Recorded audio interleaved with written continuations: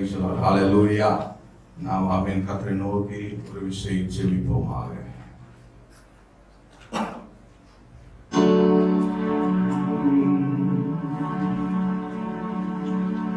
எனக்காய் தருவார், என்னை போஷிப்பார், என் தேவைகள் எல்லாம் சந்திப்பார்.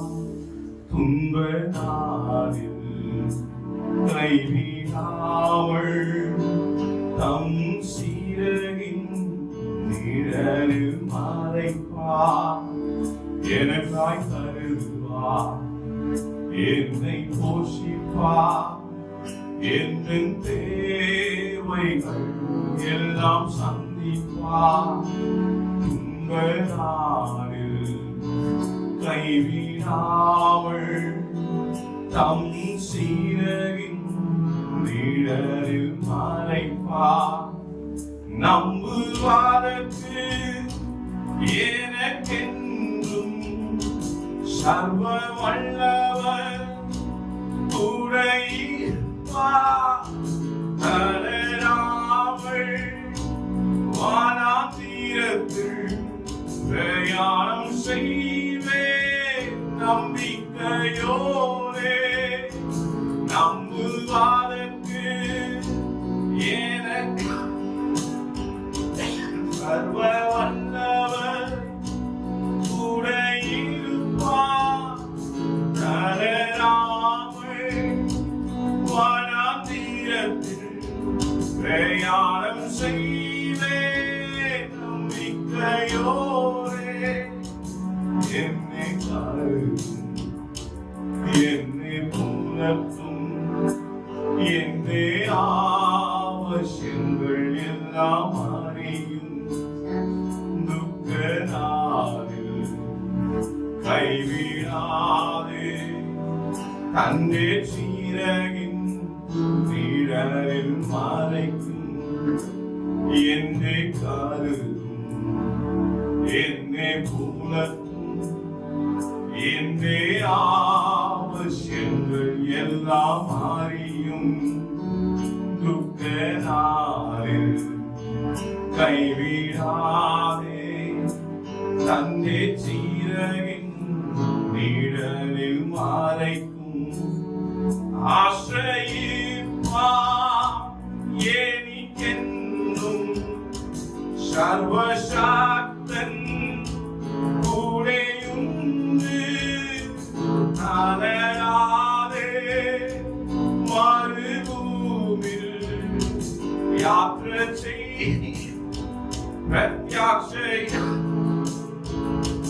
யாத்திரை செய்யும் பிரத்யாட்சையோரே.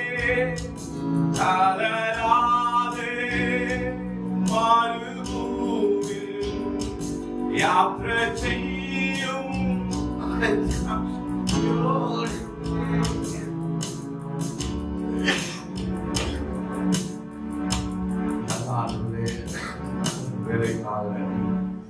கொடுத்த நல்ல சமயத்துக்காக நன்றி. எதிரீர் சாட்சியோடு கொண்டு வந்தீங்க. கிருபையாய் வழிநடத்துங்க. மறைத்து வெளிப்படுவீராக. உடைய வார்த்தை அடையோடு நாவிலே போடுங்க. கிறிஸ்தேசுவின் சபைகளும் சிவனும் நல்ல பிதாவே. Amen amen. Praise the Lord. Hallelujah hallelujah. Praise the amen. கர்த்தர் ஆமென். மிகவும் அருமையாய் சாட்சியாய் 90 நாட்கள், சரியாய் 90 நாட்கள் ஆமென் இலங்கையிலே இருந்து ஆமென் கடந்து வரும்படியாய் தேவன் கிருபை பாராட்டி இருக்கிறார். அனைவரும் ஜெபித்தீர்கள். ஆமென். மார்ச் மாதம் 11ஆம் தேதி ஆமென் தேவன் ஆமென் அடியனை இலங்கை தேசத்திலே கொண்டு சென்றார். மார்ச் 11ஆம் தேதி ஆமென் சரியாய் 12-13 நாட்கள் அங்கே ஊழியம் நடைபெற்றது. அதன் பிற்பாடு இந்த COVID-19 காரணமாக ஊரடங்கு அங்கே கொடுக்கப்பட்டது. அதன் வாயிலாக அங்கே ஊழியங்கள் நடைபெறவில்லை. வீடுகளின் உள்ளே ஆமென் ஆன்லைன் முறையிலே ஊழியம் தொடர்ந்து நடைபெற்றது. 90 நாட்கள் ஏறத்தாழ 3 மாதம் அந்த இடத்திலே நான் இருந்தேன். அநேக காரியங்கள் தேவன் கற்பித்தார், அநேக காரியங்கள் சொல்லிக் கொடுத்தார், அநேக காரியங்கள் கற்பித்துக் கொள்ள தேவன் உதவி செய்தார். அநேக போதகமார்கள், அநேகர் எனக்கு சகாயம் செய்தார்கள். அங்கே இருக்கும் தருவாயிலே நான் அங்கே சென்றது முதற்கொண்டு என்னை பிக்கப் செய்து என்னை ஊழியத்திலே பயன்படுத்தி இருந்த அருமையான போதகமார்கள் 2 பேர் உண்டு. அவர்கள் என்னை மிகவும் அழகாக என்னை நடத்தினார்கள். ஜெபத்தோடு கூட எல்லா இடங்களுக்கும் என்னை கொண்டு சென்றார்கள். ஆனால் காலத்தின் காரணமாக 13 நாட்களுக்கு மேல் எங்கேயும் செல்ல முடியவில்லை. 7 நாட்களுக்கு பிறகு நான் போன இடத்திலிருந்து வேறொரு இடத்திற்கு பிரயாணப்பட்டு சென்றேன். அங்கே 4 நாட்கள் இருந்தேன். அந்த 5வது நாளிலே ஊரடங்கு அடுத்த நாள் என்று அறிவித்து விட்டார்கள். நான் அடுத்த நாள் வேறொரு இடத்திற்கு பிரயாணப்பட்டு போக வேண்டியிருந்தது, வேறொரு ஊழியத்துக்கு என்று சொல்லி. ஆனால் ஊரடங்கின் காரணமாக அந்த இடத்திற்கு நான் செல்ல முடியவில்லை. கர்த்தர் ஆமென் வேறொரு இடத்திற்கு செல்ல முடியாத காரணத்தினாலே நான் இருக்கிற இடத்திலும் என்னால் இருக்க முடியவில்லை. நான் வேறு தேசத்திலிருந்து வந்த காரணத்தினாலே ஆமென் அங்கே ரெஜிஸ்டர் செய்ய வேண்டும். நான் ரெஜிஸ்டர் செய்தால் என்னை அங்கே குவாரண்டைனுக்கு என்னை கொண்டு போய் விடுவார்கள். ஸோ என்ன செய்வது என்று அறியாமல் இருந்த போது ஆமென் சென்னையில் இருந்தார் மாமா அவர்கள், பாஸ்டர் டைட்டஸ் ஐ மோகன் அவர்கள் அங்கே இலங்கையிலே மற்றொரு தேவனுடைய ஊழியரின் ஒரு தொடர்பை ஏற்படுத்தி என்னை அங்கே கொண்டு போய் அங்கே இருக்கும்படியாக என்னை அங்கே இந்த காலங்கள் முடிகிற வரை அந்த இடத்திலே நான் தனித்திருக்கும்படியாக எனக்கு உதவி செய்தார். அருமையான பாஸ்டர் மோகன்தாஸ் அவருடைய குடும்பத்தார் ஆமென் என்னை ஏறத்தாழ 60 நாட்களுக்கு மேலாக 70 நாட்கள் இருக்கும் நினைக்கிறேன், 75 கூட இருக்கலாம், 75 நாட்களுக்கு மேலாக என்னை மிகவும் அருமையாய் போஷித்து அந்த வீட்டிலே இந்த ஊழியத்திலும் என்னை ஆமென் பங்கு கொள்ள வைத்து இங்கே எல்லா சூழ்நிலையிலும் ஆமென் கூட இருந்து என்னை தனியே விடாதபடிக்கு குடும்பத்தின் எல்லா காரியத்திலும் என்னை ஈடுபடுத்தி ஊழியத்திலும் ஈடுபடுத்தி ஆமென் ஊழியங்களை ஆமென் செய்யும்படியாக கர்த்தர் கிருபை பாராட்டினார். அது தாமே குடும்பத்தை ஆசீர்வதிப்பாராக ஆமென். அதை தொடர்ந்து ஊரடங்கு முடியவில்லை. ஆனாலும் நம்முடைய தேசத்தை காட்டிலும் அங்கே அவன் ஓரளவு கட்டுப்படுத்தி இருந்தார்கள்.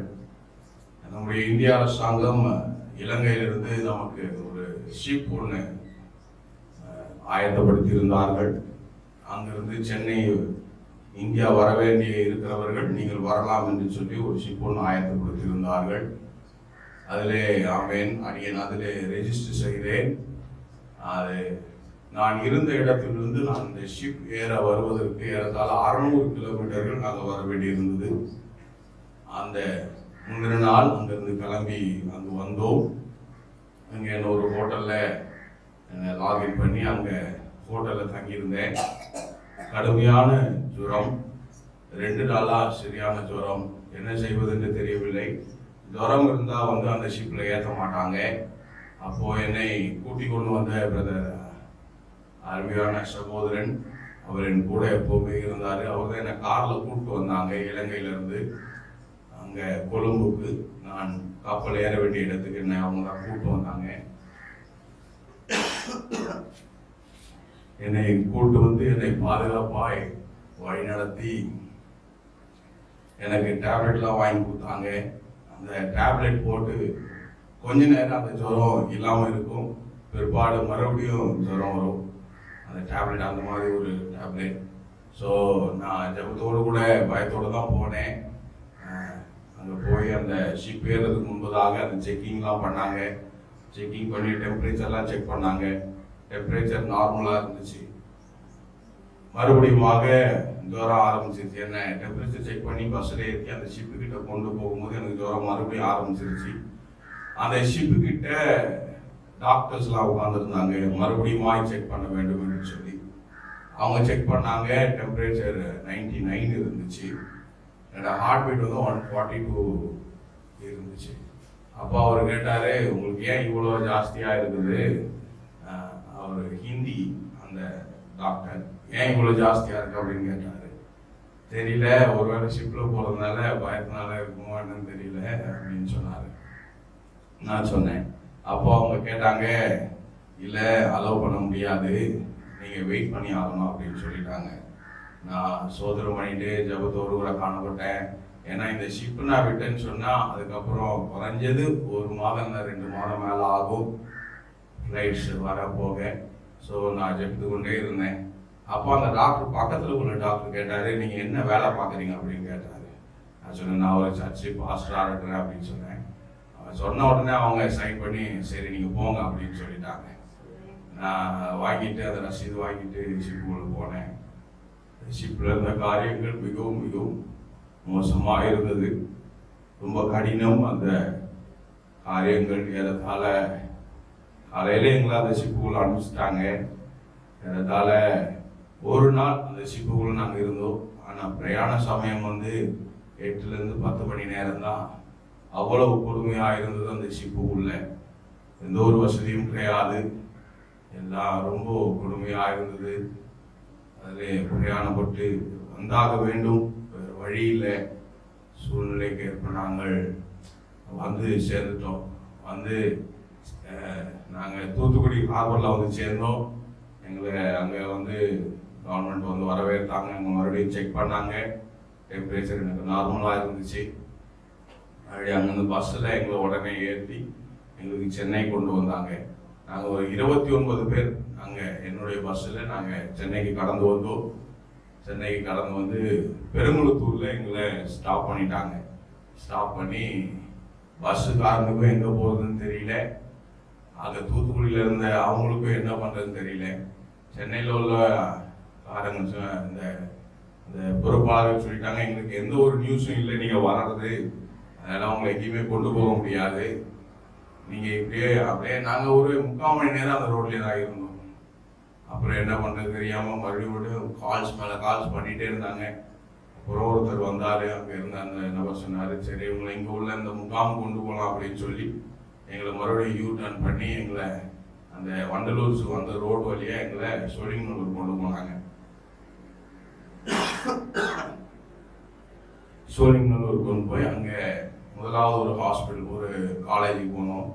அங்கே ஹாஸ்பிட்டல் போனோம். அங்கே வந்து ஒரு 1 ஹவர் எங்கள் நாங்கள் ரோட்டில் தான் நின்றுட்டு இருந்தோம். பெட் இல்லைன்னு சொல்லிட்டாங்க, இடம் இல்லைன்னு சொல்லிட்டாங்க. ஸோ அங்கே ரொம்ப சிரமப்பட்டு விடிய காலம் 3 மணி இதெல்லாம் நடக்கும்போது ஒரு இடமும் இல்லை. அங்கே அந்த டிரைவரும் அவருக்கு என்ன பண்ணணும்னு ஒன்றும் தெரியல. அப்புறம் பக்கத்தில் இன்னொரு ஹாஸ்பிட்டல் இருக்குது, இன்னொரு காலேஜ் இருக்குது, அங்கே கொஞ்சம் பேர் வச்சுருக்குறாங்க, அங்கே போகலான்னு சொல்லி எங்களை அங்கே கொண்டு போனாங்க. அங்கே கொண்டு போய் அங்கே சரியாக ஒரு 3 இருக்கும் சைன் பண்ணி நாங்கள் அங்கே எங்களை 2nd ஃப்ளோரில் எங்களை அரேஞ்ச் பண்ணி அங்கே ஒரு ஆளுக்கு ஒரு ரூமில் கொடுத்தாங்க. அடுத்த நாள் காலையில் எங்களுக்கு அந்த COVID-19 டெஸ்ட், அந்த சரியான டெஸ்ட் எல்லாம் வந்து எடுத்தாங்க. ப்ராப்பர் டெஸ்ட் எல்லாம் எடுத்துட்டு அடுத்த நாள் ரிசல்ட் வரும் அப்படின்னு சொன்னாங்க. அது நான் அந்த இடத்துல இருந்து ஹோட்டலில் அங்கே வந்து ஹோட்டலில் போய் தங்கிட்டேன். 7 நாள் அந்த ஹோட்டலில் தான் தங்கியிருந்தேன். ஜூன் 9 வரைக்கும் அந்த ஹோட்டலில் தான் தங்கியிருந்தேன். ஜூன் 4ஆம் தேதி எங்களுக்கு ரிசல்ட் வந்துச்சு. அது வந்து நெகட்டிவ், உங்களுக்கு கொரோனா COVID-19 இல்லை அப்படின்னு சொல்லி எங்களுக்கு ரிசல்ட் வந்துச்சு. தேவன் அவ்வளவு பாதுகாப்பாய் அவன் அந்த ஷிப்பில் 700 பேர் நாங்கள் கடந்து வந்தோம். சோசியல் டிஸ்டன்சிங்கோ எந்த ஒரு காரியமும் கிடையாது.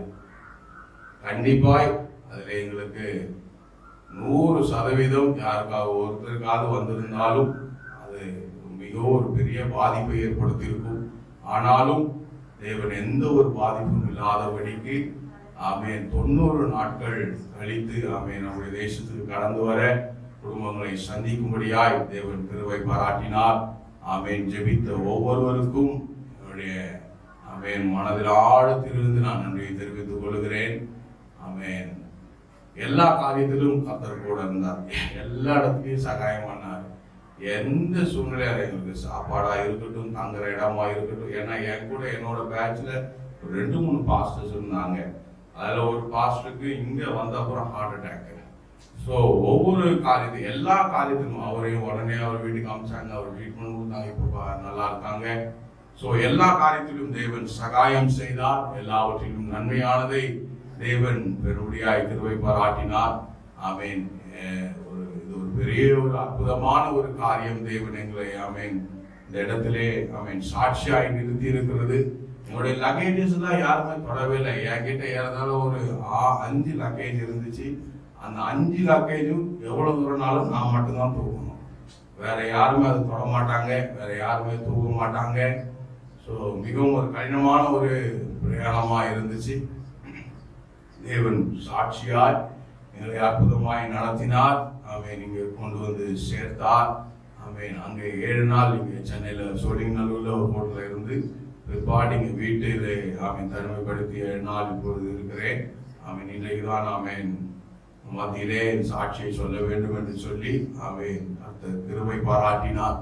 தொடர்ந்து ஜெபித்துக் கொள்ளுங்கள். ஆமேன். இலங்கையில் இருக்கிற போதகமார்களுக்காக, சபைகளுக்காக, விசுவாசிகளுக்காக அங்கே ஆமேன் அநேக ஜனங்கள் இருக்கிறார்கள். ஆமேன். அவர்களுக்காக ஜெபித்துக் கொள்ளுங்கள். அந்த விசுவாசிகளுக்காக ஜெபித்துக் கொள்ளுங்கள். போதகர்களுக்காக ஜெபித்துக் கொள்ளுங்கள். தேவன் அவர்களை ஆசீர்வதிக்க வேண்டும். அதே போல இந்த COVID-19 இன்னும் அநேக ஷிப்ஸ் போய் வந்துட்டு இருக்கு. ட்ரெயின்ஸ் அனுப்புறாங்க, ஃபிளைட்ஸ் இப்போ முடிவு எடுத்துட்டு இருக்காங்க. சுகபத்திரமாய் அனைவரும் கொண்டு வந்து சேர வேண்டும். COVID-19 நம்முடைய தேசத்திலே மிகவும் ஒரு ஆபத்தான நிலையை எட்டி இருக்கிறது. மிகவும் ஒரு யாரும் எதிர்பார்க்காத ஒரு நிலையை எட்டி இருக்கிறது. தேவன் தேசத்தை காப்பாற்ற வேண்டும். நம்முடைய தேசத்தை தேவன் தயவாய் அவருடைய முகத்தை நம்முடைய தேசத்துக்கு நேராக திருப்ப வேண்டும். அதற்காக ஜெபித்துக் கொள்ளுங்கள். கர்த்தர் தாமே இந்த சாட்சியை ஆசீர்வதிப்பாராக. ஆமென். ஆமென். நாம் ஆமென் சாட்சியினோடு கூட தேவனுடைய செய்தியை சுருக்கமாய் தியானிக்க போகிறோம். ஒரே ஒரு கவியை பாடிவிட்டு நான் செய்திக்கு நேராக கடந்து செல்கிறேன். பொல்லாப்புகள் நேரிடாது, வாதையோ உன்னை அணுகாது, பாதைகளில் தேவனுடைய தூதர்கள் அரங்கரில் தாங்குவார். பொல்லாப்புகள் நேரிடாது, வாதையோ உன்னை அணுகாது, பாதைகளில் தேவனுடைய தூதர்கள் கரங்களில் தாங்குவார். நம்புவாதற்கு எனக்கு சர்வ வல்லவர் கூட இருப்பார்.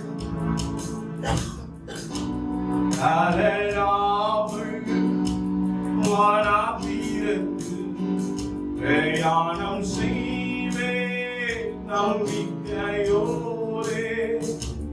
நம்புவாதற்கு எனக்கென்றும் சர்வ வல்லவர் கூட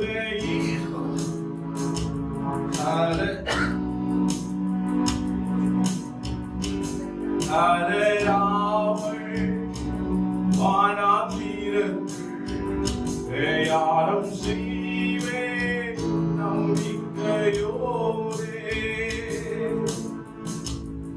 என்னாகவும் அதனுடைய 32ஆம் அதிகாரம், என்னாகவும் 32ஆம் அதிகாரம் அதனுடைய 6ஆம் வசனம் இவ்விதமாய் சொல்கிறது.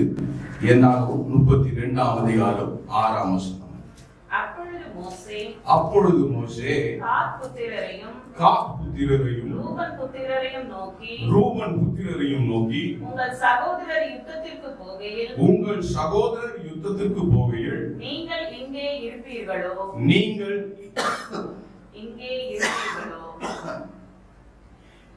இருப்பீர்களோ என்பதான வசனம். ஆமென். என்னாகும் 32:6 வசனத்திலே குறிப்பிடப்பட்டிருக்கிறது.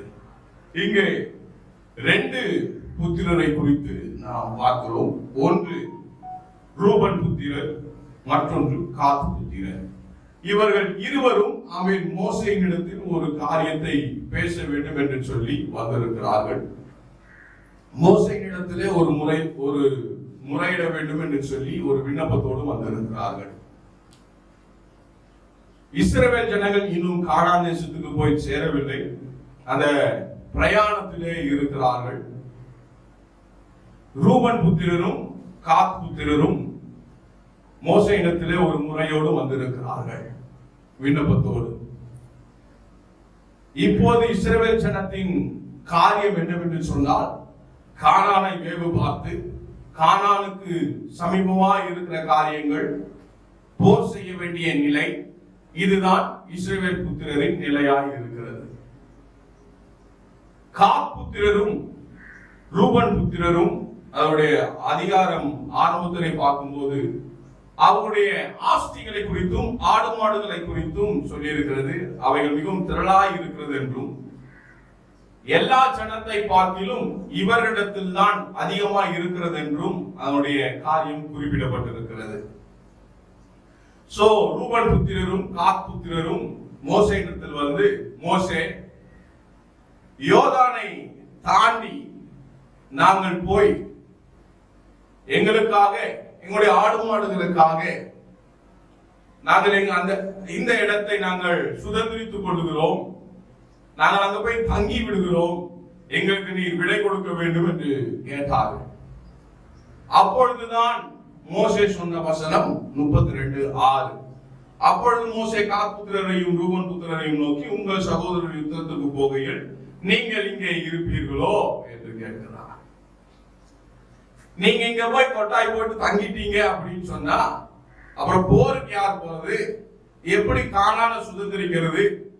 கர்த்தர் வாக்களித்த தேசத்தை நீங்கள் எப்படி போய் சுதந்திரிப்பீர்கள் என்று சொல்லி மோசே கேட்கிறார். நீங்க 2 பேர் மாத்திரம் உங்க கோத்திரத்தை மாட்டம் கூட்டு போய் தனியா இருந்துட்டீங்கன்னு சொன்னா மற்ற கோத்திரத்தார்ல என்ன பேசுவாங்க, அவனுடைய நிலையெல்லாம் என்ன ஆகும் என்று சொல்லி கேட்கிறார். இது எல்லாத்தையும் கேட்ட பிற்பாடு காத் புத்திரரும்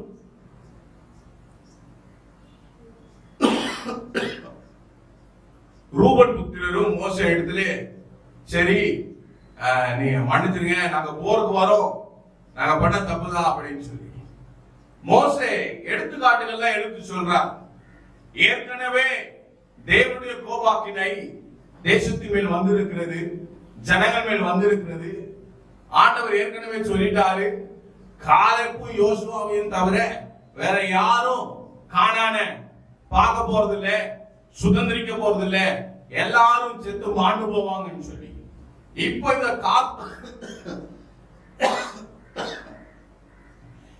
காத்தும் இந்த ரூபனும் காத்தும் ரூபனும் இந்த 2 கோத்திரத்தாரும் சொல்றாங்க, எங்களை இந்த யோர்தானுக்கு அப்புறம் குடியிருக்க எங்களுக்கு அனுமதி தாங்க அப்படின்னு சொல்லி அவங்க அங்க இருந்துட்டாங்க அப்படின்னு சொன்னா போர் செய்ய முடியாது, கானான சுதந்திரிக்க முடியாது. மோசே இதெல்லாம் எடுத்து சொல்றார். ஏன் மீண்டும் மீண்டும் ஆண்டவரை கோபத்துக்குள்ள ஆக்குறீங்க? ஏற்கனவே ஆண்டவர் காலேபு யோசுவா தான் சுதந்திரிப்பான்னு சொல்லிட்டாங்க, மத்தவங்க எல்லாம் செத்து போயிடுவாங்க, மத்தவங்க யாரும் பார்க்க மாட்டாங்க அப்படின்னு சொல்லிட்டாரு. நீங்க இன்னும் என்ன முறுமுறுக்கிறீங்க? ஏன் இங்க இருக்க போறீங்க? இங்க நீங்க இருக்க வேண்டிய இடம் இது கிடையாது, நாம் சுதந்திரிக்க வேண்டிய தேசம். ஆமென். இன்னும் நாங்க போக வேண்டியது இருக்கிறது என்று ஆமென் மோசேயிடத்திலே சொன்னார்கள்.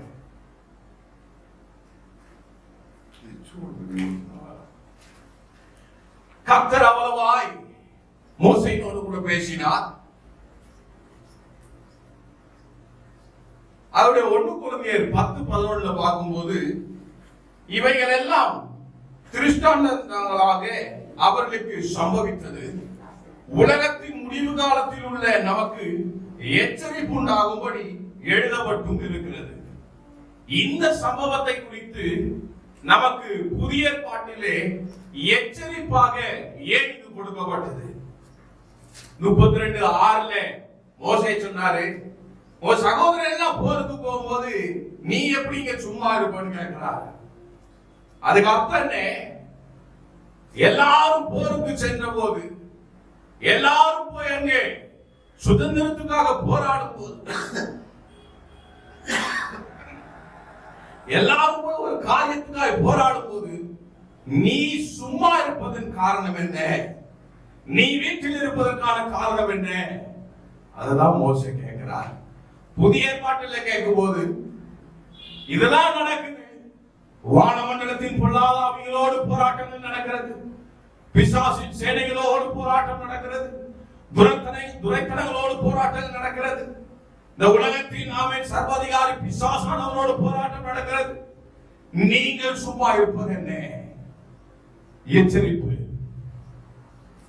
உலகத்தின் எல்லா மூலைகளிலும் போராட்டம் வெடித்துக் கொண்டிருக்கிறது, எல்லா இடங்களிலும் போராட்டம் வெடித்துக் கொண்டிருக்கிறது.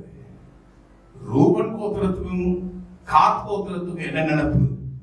என் கோத்திரத்தை மாத்திரம் பாதுகாத்துக்கணும், என் ஆடமாட மாத்திரம் பாதுகாத்துக்கணும், நாங்க மாத்திரம் இங்க பாதுகாத்து இருந்தா போதும் அப்படின்னு அவங்க நினைப்பு. இன்றைய காலத்தில் நம்முடைய நினைவுகள் அப்படிதான் மாறிக்கொண்டிருக்கிறது. நான் பாதுகாக்கப்பட்டால் போதும், என் குடும்பம் பாதுகாக்கப்பட்டால் போதும், உலகம் எக்கேடாட்டு போகட்டும், பக்கத்து ஊருக்காரன் எப்படியாவது போகட்டும், என் பக்கத்து வீட்டுக்காரன் எப்படியாவது போகட்டும். உன் சகோதரர்கள் எல்லாம் போருக்கு செய்யும் போது நீ இங்க இருப்பதற்கான காரணம் என்ன? அது சரிதானா? மோசே கேட்கிறார்.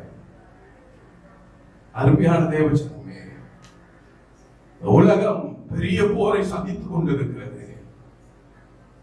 யாருக்கும் முடிவு தெரியல, யாருக்கும் என்ன பண்றதுன்னு தெரியல, மருந்து தெரியல, மாத்திரை தெரியல.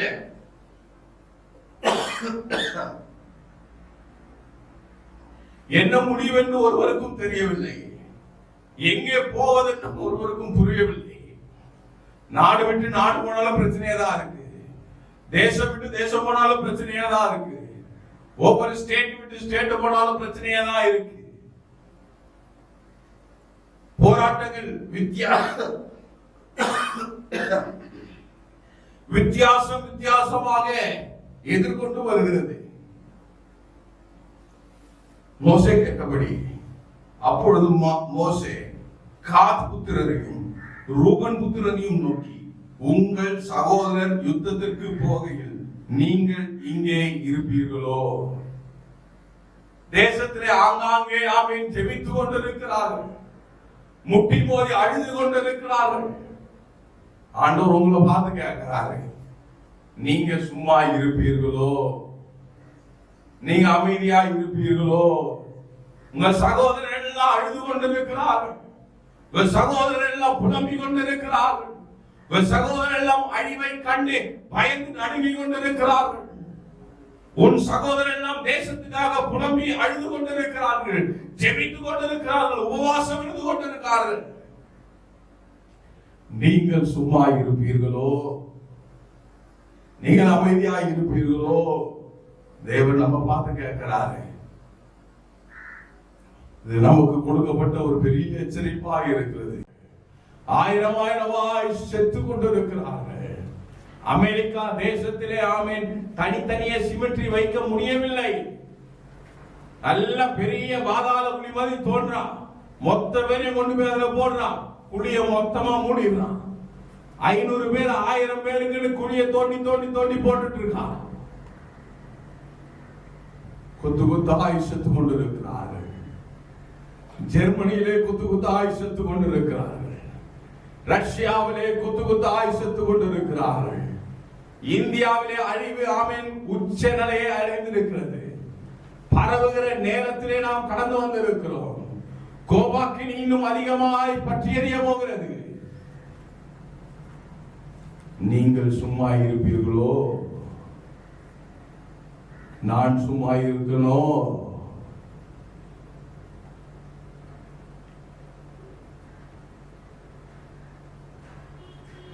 ரெண்டு கொரிந்தியர் 10:5 சொல்லுது, அவைகளால் நாங்கள் தர்க்கங்களையும் தேவனை அறிகிற அறிவுக்கு விரோதமாய் எழும்புகிற எல்லாம் வேற்றுமையை நிர்மூலமாக்கி எந்த எண்ணத்தையும் கிறிஸ்துவுக்கு கீழ்ப்படிய சிறைப்படுத்துகிறவர்களாய் இருக்கிறோம் என்று சொல்லி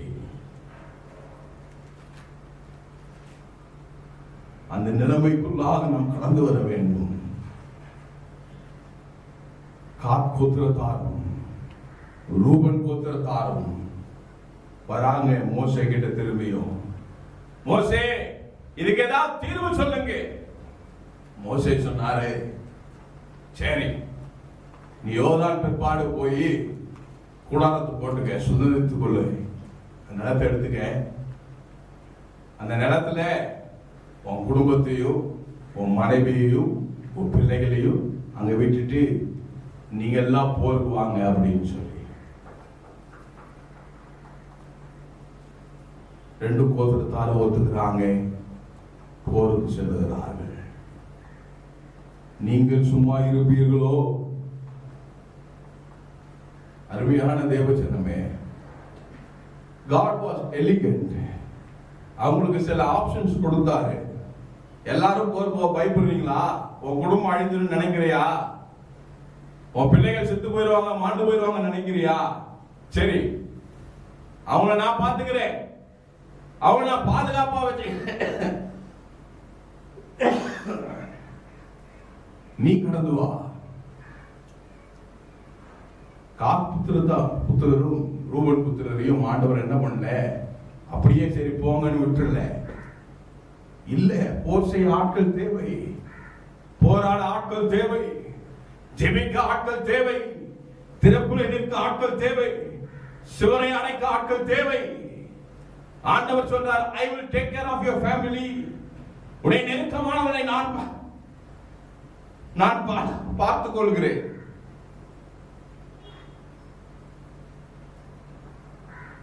நான் பார்த்துக் கொள்கிறேன். நீ கடந்து வா, நீ கடந்து வா. நீங்கள் சும்மா இருப்பீர்களோ? நீங்கள் சும்மா இருப்பீர்களோ? அருமையான தேவச்சனமே, மௌனமாயிருக்காதே, நீ மௌனமாயிருக்காதே,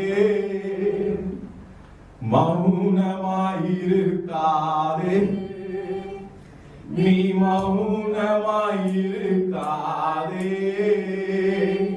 இது சிந்திக்கும் காலம், செயல்படும் நேரம், மௌனமாயிருக்காதே. இது சிந்திக்கும் காலம், செயல்படும் நேரம், மௌனமாயிருக்காதே. இந்தியா இயேசுவை அறியும் காலம் இதுதான், இதுதானே. இந்தியர் அனைவரும் இயேசுவை அறிவிக்கும் காலம் இதுதான், இதுதானே. இது சிந்திக்கும் காலம், செயல்படும் நேரம், மௌனமாயிருக்காதே. இது சிந்திக்கும் காலம், செயல்படும் நேரம், மௌனமாயிருக்காதே. சொல்லுங்க, மௌனமாயிருக்க மாட்டேன், மௌனமாயிருக்க மாட்டேன், நான் மௌனமாயிருக்க மாட்டேன். இயேசுவே, மௌனமாயிருக்க மாட்டேன், நான் மௌனமாயிருக்க மாட்டேன். இது சிந்திக்கும் காலம், செயல்படும் நேரம், மௌனமாயிருக்க மாட்டேன். இது சிந்திக்கும்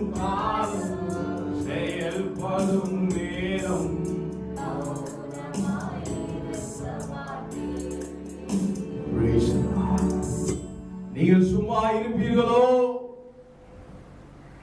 ஆண்டவர் நம்ம பார்த்து கேட்கிறார். உன் நினைவில் கொள்ளுங்கள், எகிப்திற்கு ஏராளமான வாதைகளை ஆண்டவர் கொண்டு வந்தார்.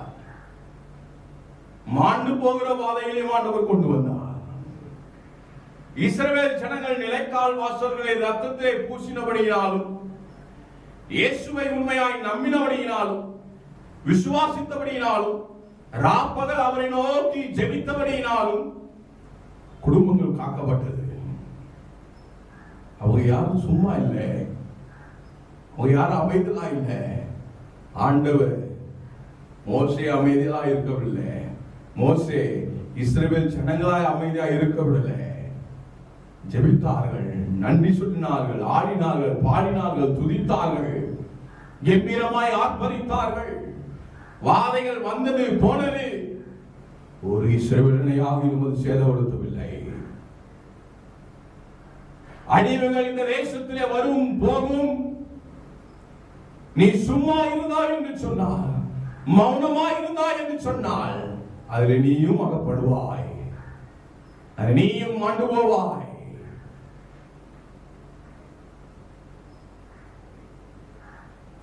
நீங்கள் இங்கே சும்மா இருப்பீர்களோ? மோசே கேட்டது. நாம் சும்மா இருக்கிறதற்காக ஜீவன் பெற்று இந்த உலகத்திலே இல்லை. அமைதலாய் எல்லாவற்றையும் பார்த்துட்டு பேசுவதற்கு மாத்திரம் இந்த உலகத்தில் தேவன் நம்மை வைத்திருக்கவில்லை. இந்த அழிவிலே நம்மை சுற்றிலும் ஜனங்கள் மாண்டு போயிருக்கும் போது தேவன் எனக்கு ஜீவன் கொடுத்திருக்கிறார் என்று சொன்னால் சும்மா இருப்பதற்காக அல்ல. ஜெபியுங்கள், திறப்பில் நில்லுங்கள், அழுங்கள், புலமுங்க தேசத்துக்காக. வீட்டில் இருக்கிற எல்லாரையும் சும்மா இருக்க விடாதீங்க, யாரையும் சும்மா இருக்க விடாதீங்க. உன் சகோதரன் எல்லாம் போருக்கு செல்லும் போது நீங்கள் சும்மா இருப்பீர்களோ? ஒன்றும் செய்யாமல் இருப்பீர்களோ? எல்லாம் செவருக்காய் எல்லாரும் முட்டி மோதி தேசத்தை காக்கும்படியாய் பரிசுத்தவான்கள் ஜெபித்து போராடி கொண்டிருக்கிறார்கள். அவங்க எல்லாம் போர்ல இறங்கிட்டாங்க. அவங்க எல்லாம் போர்ல இருக்கும் போது நீங்கள் சும்மா இருப்பீர்களோ?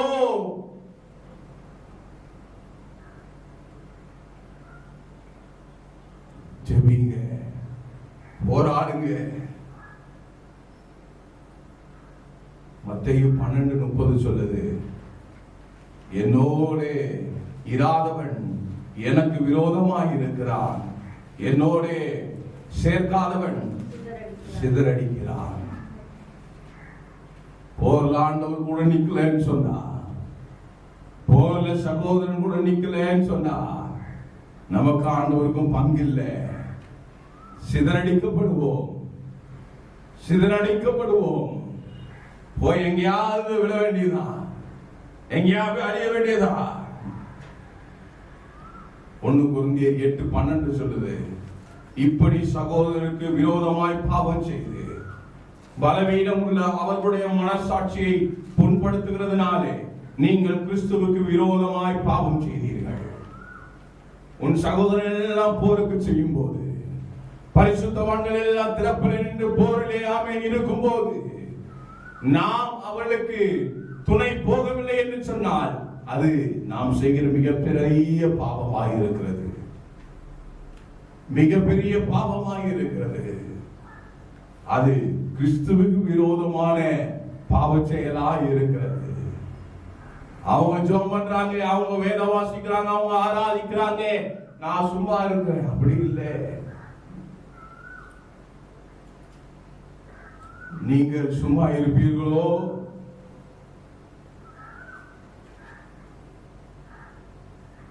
எபேசியர் 4:15 அன்புடன் சத்தியத்தை கைக்கொண்டு தலையாகிய கிறிஸ்துவுக்குள் எல்லாவற்றிலும் நாம் வளருகிறவர்களாய் இருக்கும்படியாக அப்படி செய்தார்.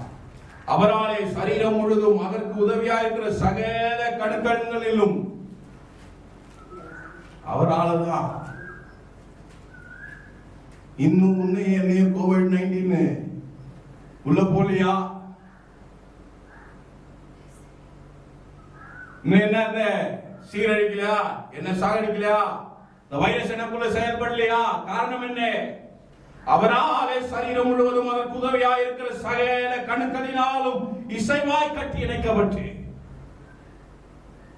because of God, because of Christ, ஒவ்வொரு அவயமும் தன் அளவுக்கு தக்கதாய் கிரியை செய்கிறபடியே அது அன்பினாலே தனக்கு பக்தி விருத்தி உண்டா இருக்கிறதுக்கு ஏதுவாக சரீர வளர்ச்சி உண்டாகிறது.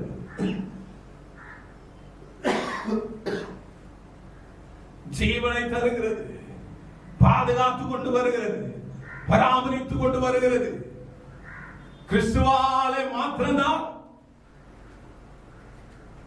கிறிஸ்துவாலே மாத்திரம்தான் ஒவ்வொரு அவயமும், ஒவ்வொரு இரத்த நாணங்களும், ஒவ்வொரு எலும்புகளும் நாம் உயிரோடு இருப்பதற்கு காரணம் கிறிஸ்துவாலே மாத்திரம்தான்.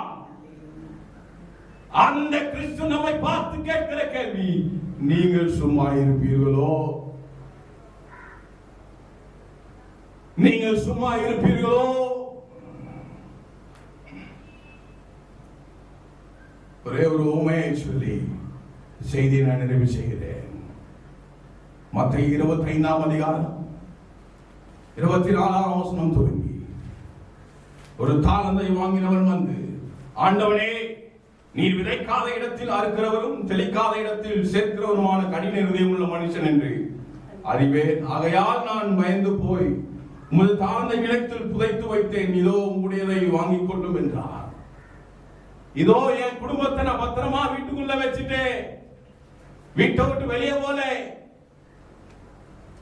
எந்த ஆராதனையிலும் பங்கு கொள்ளல, எந்த ஜெபத்திலும் பங்கு கொள்ளல, தேசத்துக்காய் திறப்பில நிக்கல, பத்திரமாய் வீட்டுக்குள்ளே பூட்டி வைத்து விட்டேன். அதை விட்டு வெளியே போதே அவருடைய எஜமான் பிரதி உத்தரமாக, பொல்லாதனும் சொம்பனுமான ஊழியக்காரனே, நான் விதைக்காத இடத்தில் அறுக்கிறவன் என்றும் தெளிக்காத இடத்தில் சேர்க்கிறவன் என்றும் அறிந்திருந்தாயே. எல்லாம் தெரியும். We know everything what God is. அப்படியானால் நீ என் பணத்தை காசுக்கார வசத்தில் போட்டு வைக்க வேண்டியதாக இருந்தது. அப்பொழுது நான் வந்து என்னுடையதை வட்டியோடே வாங்கிக் கொள்வேனே. அவரிடத்தில் இருக்கிற தாளந்தை எடுத்து 10 தாளந்து உள்ளவனுக்கு கொடுங்கள். உள்ளவனவனோ அவனுக்கு கொடுக்கப்படும், பரிபூர்ணமும் அடைவான். இல்லாத இடத்திலிருந்து உள்ளதும் எடுத்துக் கொள்ளப்படும். பிரயோஜனமற்ற ஊழியக்காரனாகிய இவனை புறம்பான இருளிலே தள்ளி போடுங்கள், அங்கே அழுகையும் பக்கடிப்பும் உண்டாயிருக்கும் என்றான். வாதைகள், இருள், புறக்கணிக்கப்படுவீர்கள். இந்த வாதைகளினாலே யார் கூட சேர முடியாது. பக்கடிப்பும் அழுகையும் நிறைந்திருக்கும். தேவன் கொடுத்து தாரலை.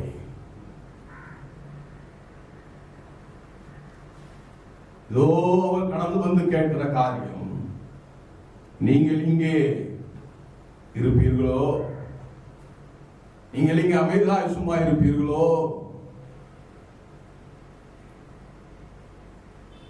காலங்களின் கடைசியிலே கடந்து வந்திருக்கிற நாம் மௌனமாக இருப்பதற்கான சமயம் அல்ல, அமைதலாக இருப்பதற்கான நேரம் அல்ல. We have to fight. போராட எழுந்திருக்க வேண்டும், போராட வேண்டும். போரில் இறங்கித்தான் ஆகணும். இல்ல அவங்க எல்லாம் ஜாப் பண்றாங்க, அவங்க எல்லாம் பார்த்துப்பாங்க, இல்ல அப்படி இல்லை. ஆட்கள் தேவை. இருக்கிற இடத்திலே குடும்பமாய் கைகளை கோருங்கள். ஆண்டவர் நோக்கி பாருங்க.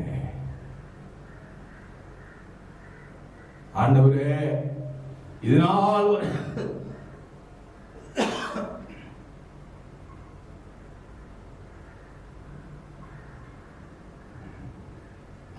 இதனால் வரைக்கும் நான் சும்மா இருந்தேன் என்று சொன்னார். தயவாய் அடியனை மன்னிங்கன்னு சொல்லுங்க. சொல்லுங்க, ஆண்டவரே என்ன கூப்பிடுங்க, ஆண்டவரே என்ன கொண்டு போங்க, ஆண்டவரே என்னை எடுத்துக்கங்க, என்ன உருவாக்குங்க, என்னை பயன்படுத்துங்க.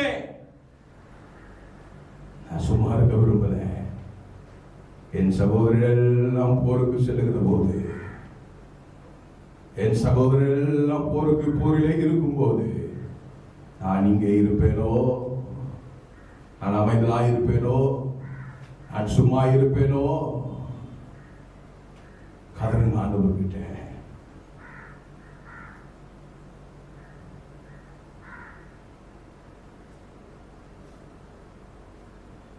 Hallelujah.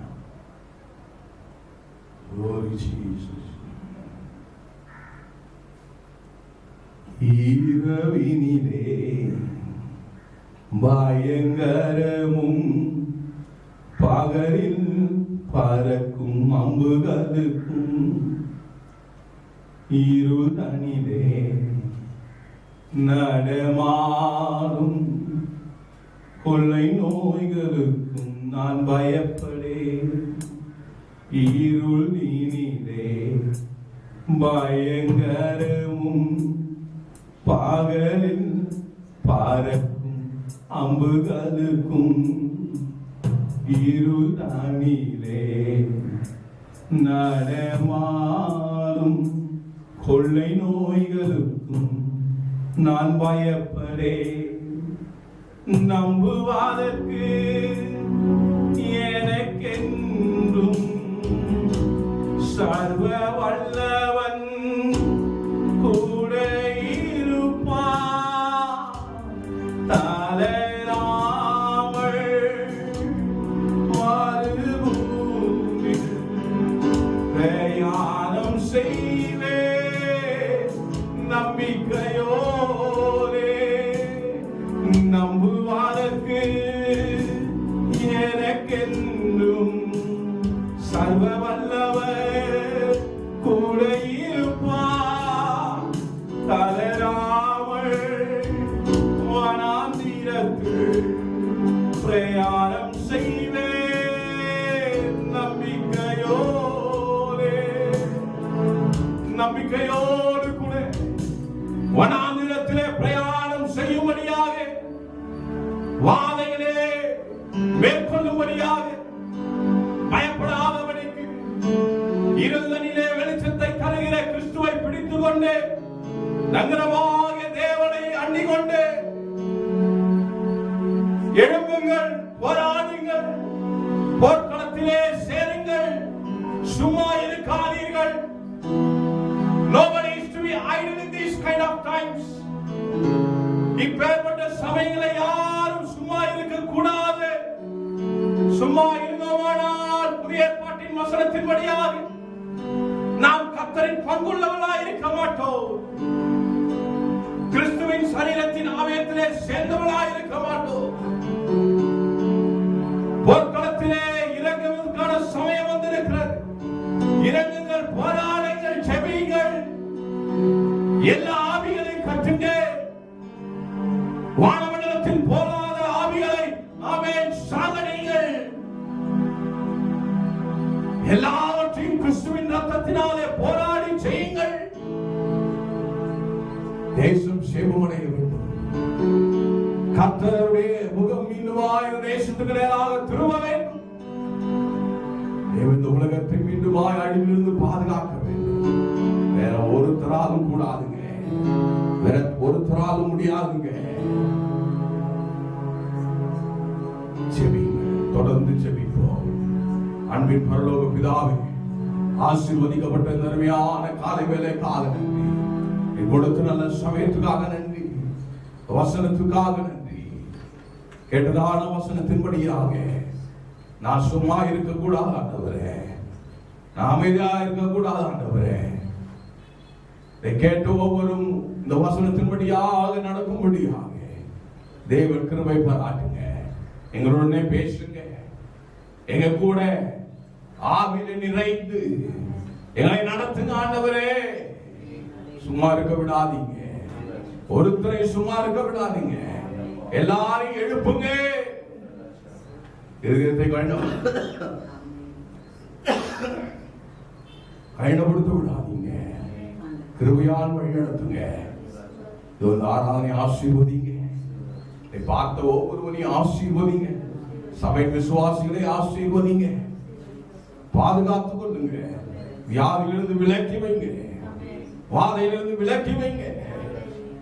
ஜபத்தினாலும் அபிஷேகத்தினாலும் வளரும்படியாக வேதவாசியிலும் ஜபத்திலும் இன்னும் அதிகமாக எழும்பி பிரகாசிக்கும்படியாக தேசத்தை காப்பதற்கு என்று சொல்லி முன்வரிசையிலே என்று போராடும்படியாக ஒவ்வொருவரையும் எழுப்புங்க. கிதியோன்களை எழுப்புங்க, தெபோராக்களை எழுப்புங்க, எஸ்தர்களை எழுப்புங்க. ஆசீர்வதிங்க, வேலைப்படுத்துங்க. என் கேட்க வந்து யார் திருக்கரத்தில் ஒப்பு கொடுக்கிறேன். கிறிஸ்து இயேசு மூலம் ஜெப கேளும். ஜீவனுள்ள நல்ல பிதாவே. ஆமென், ஆமென்.